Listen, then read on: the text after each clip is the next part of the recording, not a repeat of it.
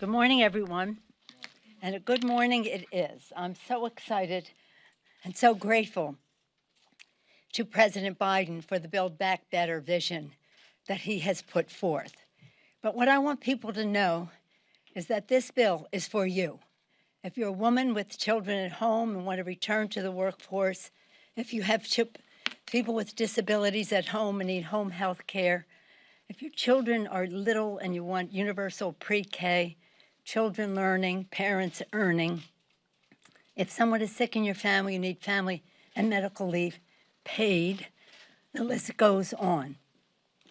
If your family needs economic assistance, the Biden tax credit, but it's the child tax cut, really. It's a big middle class cut in taxes. So again, it's about the children. And I'm so excited as to how transformative it is. Our members, our committees are working feverishly and diligently, some observing, and we respect that and wish them Happy New Year. Others moving forward as others, they take turns, and we will be ready to fulfill the president's vision. I'm so proud that when the president passed the very important, and the Senate passed the very important infrastructure bill, they recognized that that was not the totality of the president's vision. That was important, and we will pass that legislation. But we can only do so as we recognize that if we're going to build back better, we have to do so including many more people, starting with women, who took the biggest hit in the COVID. More than 4 million women could not go to work. Their children couldn't go to school. They didn't have child care. They couldn't afford it. It wasn't readily available. They may have had a sick parent or a sibling with a disability. Now we will correct that. And so we would hope that this will not only enable women to go back to work, but to reach their fulfillment, to have a path in their own careers that is not hampered by the fact that they have uncertainty about the safety of their children. So again, just for your information, I remember, now some of you weren't born then, but most of you, I guess, I remember that we were on the brink of this when I was having my small little babies, my 5 children in 6 years. We saw that in the Congress of the United States, when Richard Nixon was president, in a bipartisan way, the Congress passed the child care bill. Look in the history books. Everybody thought the president would sign it. It was cause for great excitement and would make a big difference. Somebody named Patrick Buchanan intervened, making it a cultural issue, like we're sending our children to a Soviet-style situation by having child care, and the president vetoed the bill 50 years ago, 1971.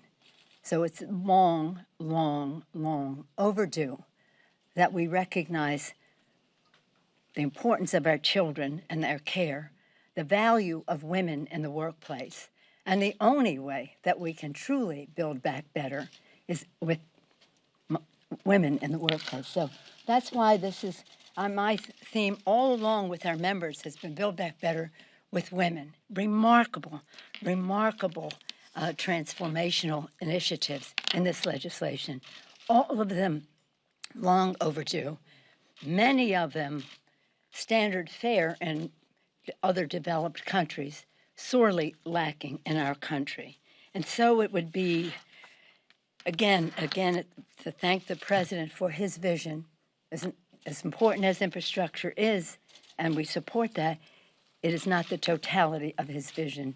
It's a vision that does not just restore to where we were before, but takes us into the future. It will cut taxes, again, deliver one of the largest tax cuts for families ever with the Biden tax credit. I call it the Biden child tax cut. It will lower costs, especially for essentials and, of course, for prescription drugs, which is it's a health issue and an economic and financial issue for families, lowering the cost for health care, home health care, child care, and the rest.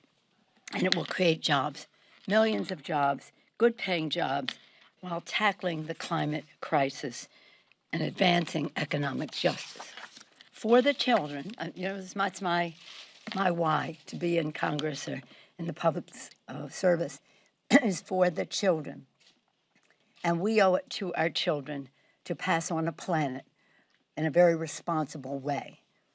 The reconciliation bill goes well beyond, it's hardly addressed in the infrastructure bill for reasons that you're well aware. But in this reconciliation bill, we recognize that this saving the planet, addressing the climate crisis is a health issue. The air our children breathe, the water they drink, safety and the environment in which they can thrive. It's a jobs issue. Jobs. To be preeminent in the world in the new green technologies. Our initiatives are in furtherance of that, having America be in the lead. Departure from previous administration in terms of our public role in all of that. Healthcare, jobs, security. National security experts will tell you that the competition for habitat and resources causing migrations and conflicts are a national security issue. Healthcare, jobs, security, and morality.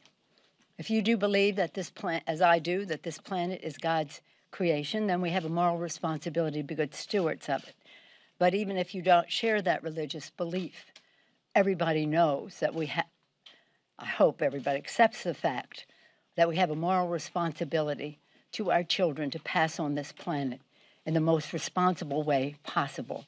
And the president has laid out serious goals in terms of emissions and the rest, and we plan to honor that in the reconciliation bill as we go forward. So it's about the future.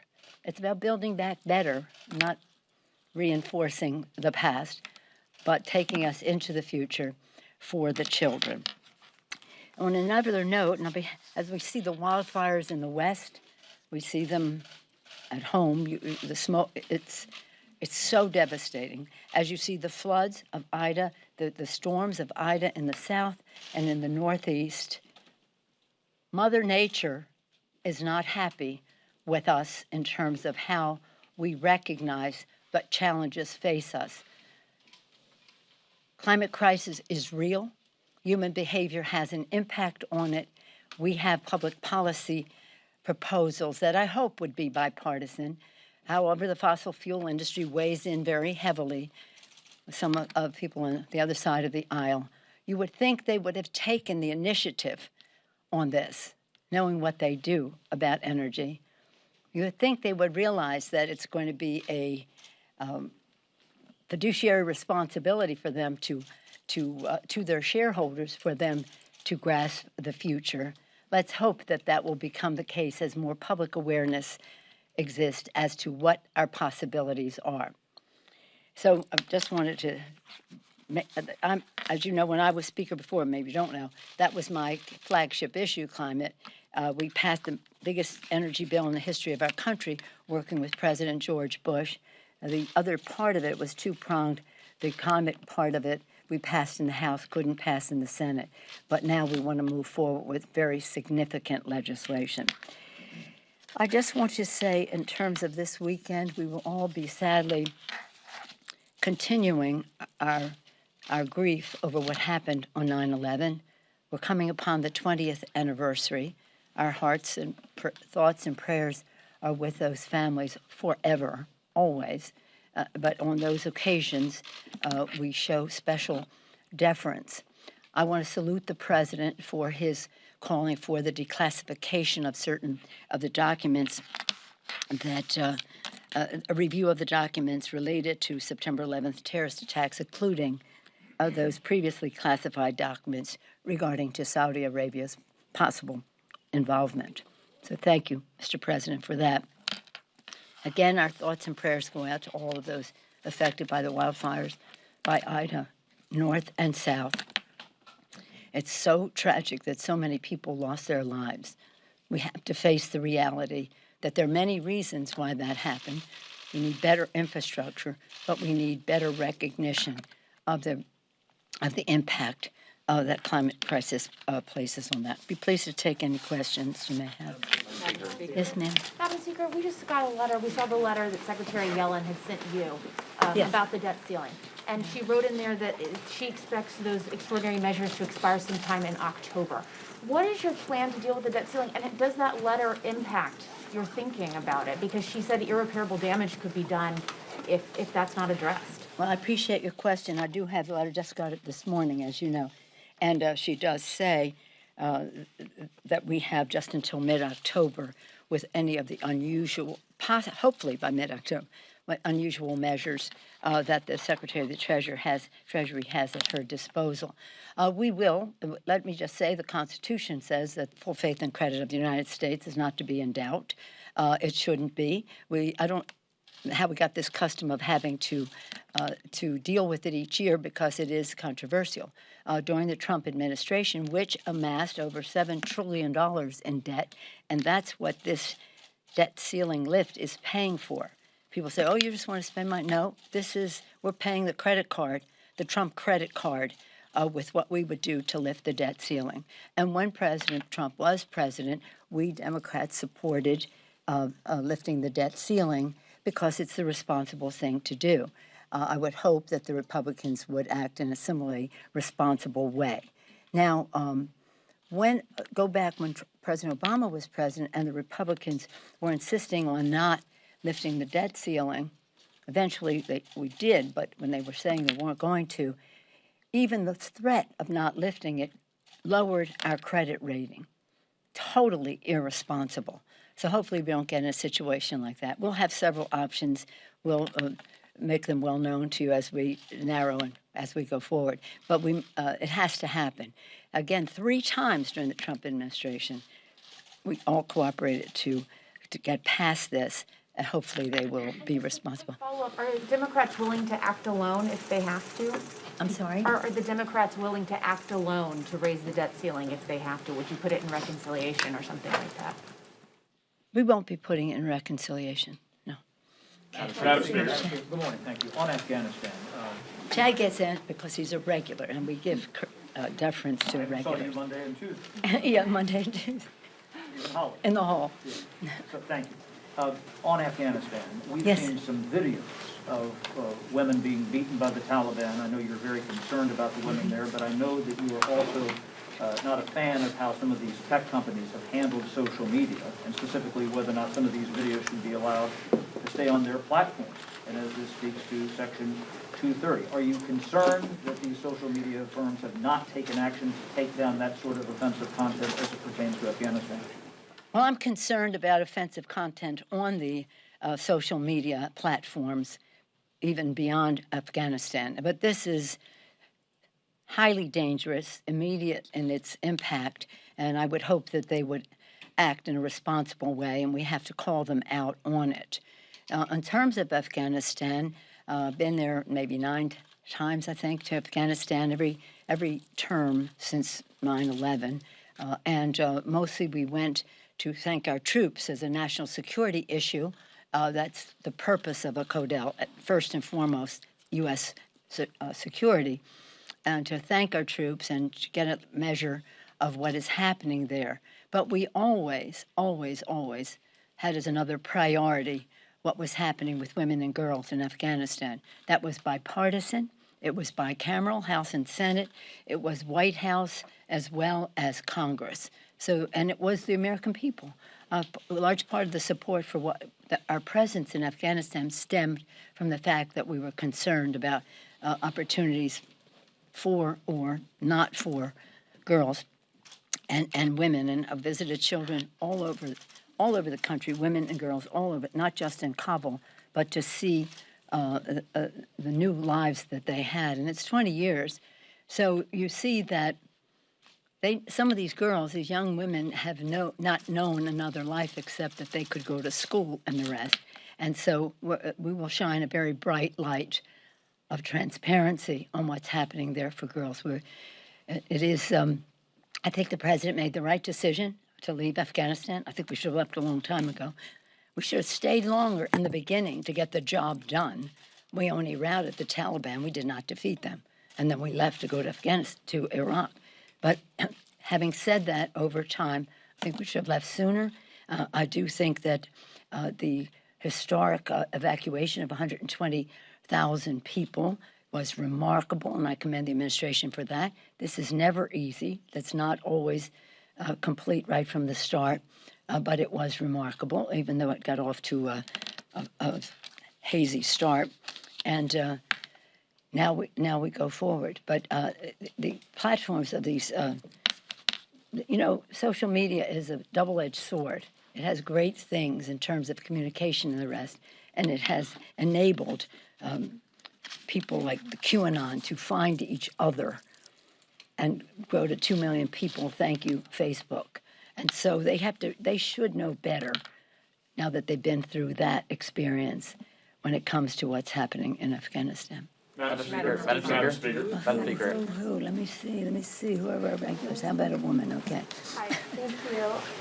There's currently a debate going on behind the scenes about how to divvy up the healthcare funds in the reconciliation bill between a Medicare expansion being made permanent and making some of these ACA programs permanent. Do you worry that the ACA is going to be impacted and receive short shrift at the expense of making this Medicare expansion permanent? No, but I thank you for your question because you phrased it exactly right. H.R. 3, which we passed last year, called for using savings from the negotiation for prescription drug prices, the savings from that to be used for expanding dental, visual, and hearing benefits for seniors. So we're all for that. There is no competition. I'm glad that we will have an extension of the very important Affordable Care Act subsidies in the rescue package that have enabled many more people to participate at a lower cost in the Affordable Care Act. I think both will be present. That's not a problem. Do you expect the debt limit extension to go on the CR and on Build Back Better? Is there enough support in the House of Representatives to pass a Build Back Better bill that spends less than $3.5 trillion on these programs? Okay, so did you hear 3 questions? Did you hear 3? Are you allowing? No, you said, is it going to be on CR, I think? And is it going to be on reconciliation? And what was the third one? One was about the CR and the debt limit, if they're going to be paired, and the second was if reconciliation under $3.5 trillion can pass the House. Oh, that's a different question. Okay. Well, let me just say this. I'm very excited about what the prospects are. I'll start with the second or third question, the final one, that we will have a great bill that honors the values of the president and his vision, the Biden vision for a better future, to build back better for women. And we will have our negotiations. This is a sort of a compressed challenge because people need help right away. And we will get the job done. So I don't know what the number will be. We are marking at 3.5. We're not going above that. I think rather than talking about the cost, because we will pay for more than half, maybe all of the legislation. So unlike the Republicans when they did their tax scam in 2017 and added $2 trillion to the national debt, we will be taking some responsibility to pay for what is in there. So the cost for the future will be much lower than any 3.5. But we have to talk about what does it take? Where would you cut? Child care? Family medical leave paid for? Universal pre-K? Home health care, so important. Home health care gives people with disabilities more leverage in any negotiation at a higher dollar amount than ever before, in the hundreds of billions of dollars. That's very, very important, not only to the persons with disability, but to their caregivers, and who are now able to go to work, and the caregivers who come in to take care of them. They're professional. I'd like to see them unionized. But in any event, we will have a great bill, and I hope that as people are looking at numbers, that they're weighing the values and what we can accomplish with that legislation. And you're going to be our messengers on it, because you're going to tell them, if you're a mom who's working, if you're a dad who's working but have responsibility to an elderly parent, a disabled sibling, or a child, this bill's for you. This bill's for you.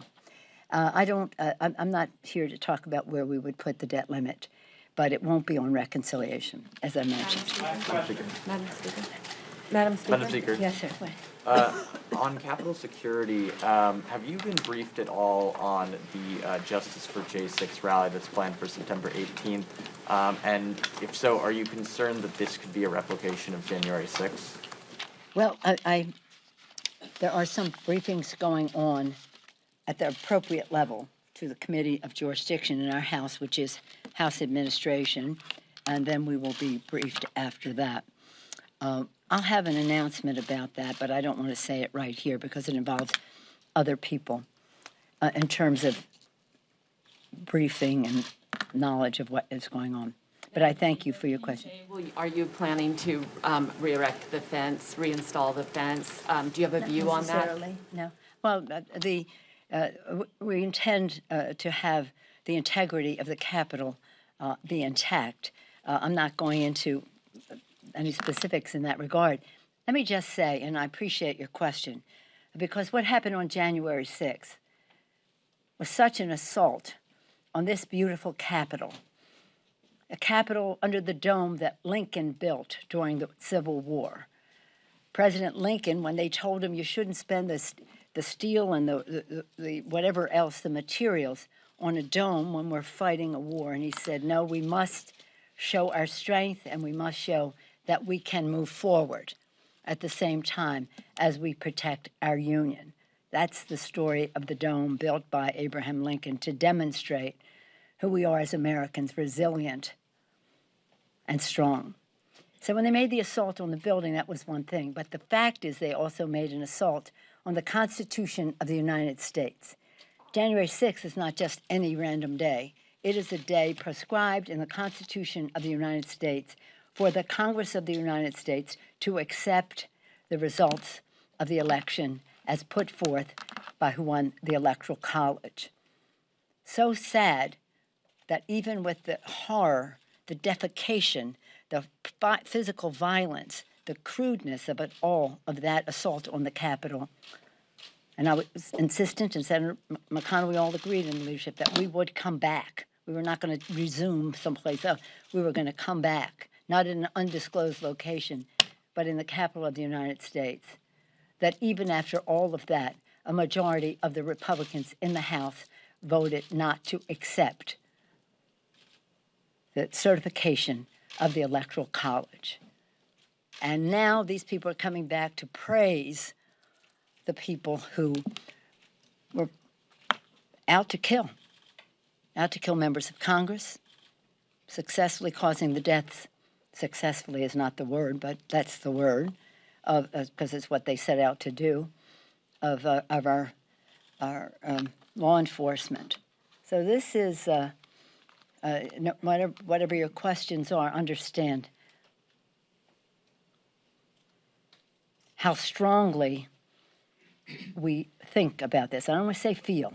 I'm saying think about this and what we need to do on the ongoing, because we want to return the Capitol to a place where people can come, children can learn, families can celebrate together the greatness of our country. The children can see, as we honor leaders of our past, that we are focused on the future for them, as our leaders of the past would